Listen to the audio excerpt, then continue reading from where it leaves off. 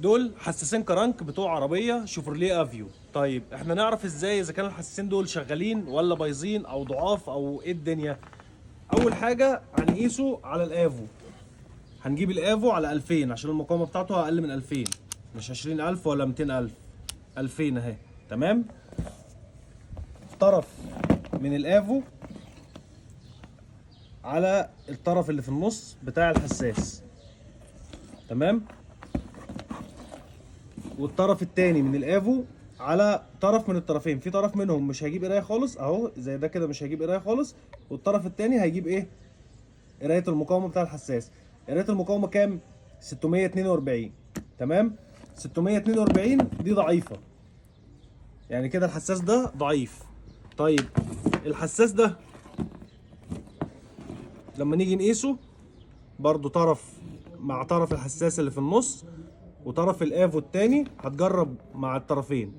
الطرف ده ما جابش، هنجرب مع الطرف التاني. جايب كام؟ 553، يعني ده اضعف من ده.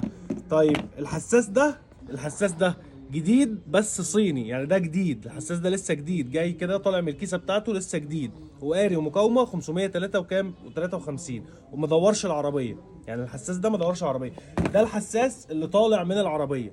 يعني ده الحساس القديم اللي كان راكب في العربيه وطالع منها، مدي قرايه 640 او 642، وهو اصلا كده ضعيف.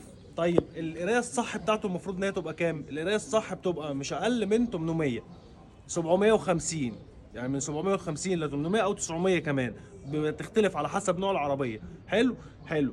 طيب هل معنى كده ان الحساس ده عشان المقاومه بتاعته ضعيفه ما يطلعش شراره؟ لا، الحساس ده كان مطلع شراره عادي جدا.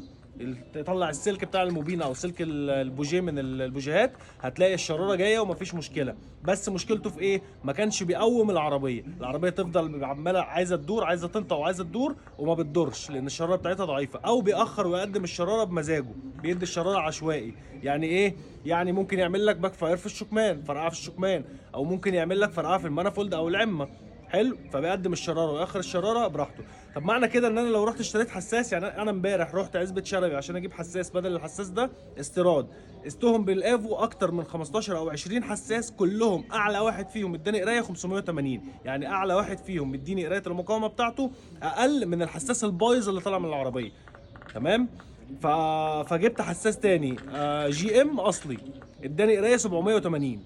780 ده شغل العربيه ودورها وتمام. طب معنى كده ان انا لو رحت جبت حساس استيراد من اللي هم 580 او قرايتهم ضعيفه او حساس من الحساسات دي، مش هيدور العربيه؟ لا، هو ممكن يشغل العربيه عادي.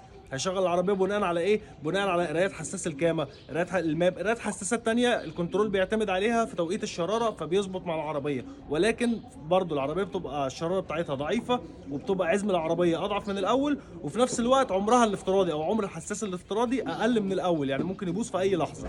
تمام. فانت الافضل لما تيجي تشتري الحساس تشتريه تقيسه بالافو، تعرف مقاومه بتاعت عربيتك قد ايه، وتقيسه بالافو عشان تطمن وتعرف هو هيطلع معاك الشراره قويه وكويسه ولا لا. طيب هل ده الاختبار الوحيد للحساس؟ لا، لان ممكن انت تقيس المقاومه والمقاومه تكون كويسه ويكون المشكله عندك في المغناطيس، او يكون مشكله عندك الحساس فيه كسر من جوه او فيه مشكله من الداخل.